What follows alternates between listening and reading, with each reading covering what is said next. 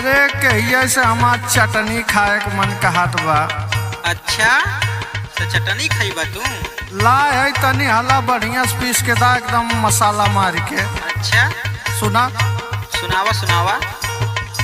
तनी पीसा धानी सिली पे चटनी आना, तनी पीसा धानी सिली पे चटनी आना, तनी पीसा धानी सिली पे चटनी आना।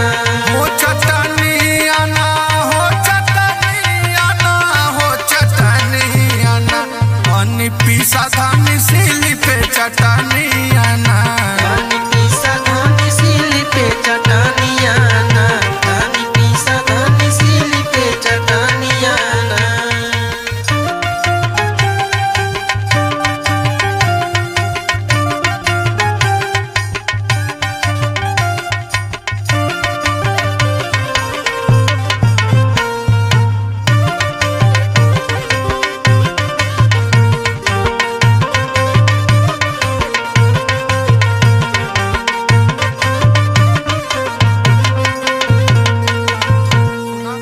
सुनावा सुनावा। और कहिए से मन हमर बड़े लरुआइल, कैसन में हरारू बड़ कुछो न बुझाइल।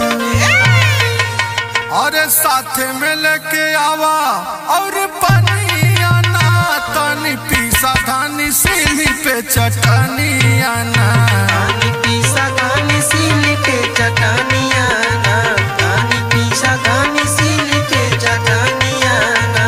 हो चटनी आना, हो चटनी आना, हो चटनी आना, तनी पीसा धानी सिली पे चटनी आना, तनी पीसा धानी सिली पे चटनी आना।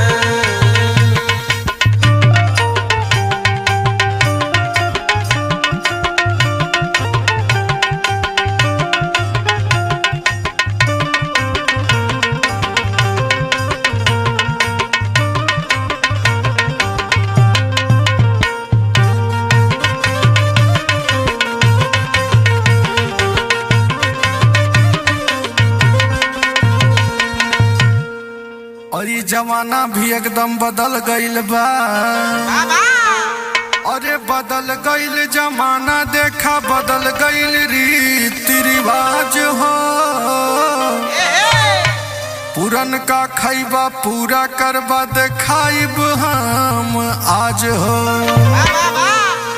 अरे गोर बारू रानी करेलू मन मानी, देखावेलू चिकनी बदनी आना, तनी पीसा धानी सिली पे चटनी आना, तनी पीसा धानी सिली पे चटनी आना, तनी पीसा धानी सिली पे चटनी आना। हो चटनी आना, हो चटनी आना, हो चटनी आना, तनी पीसा धानी सिली पे चटनी आना, तनी पीसा धानी सिली पे चटनी आना।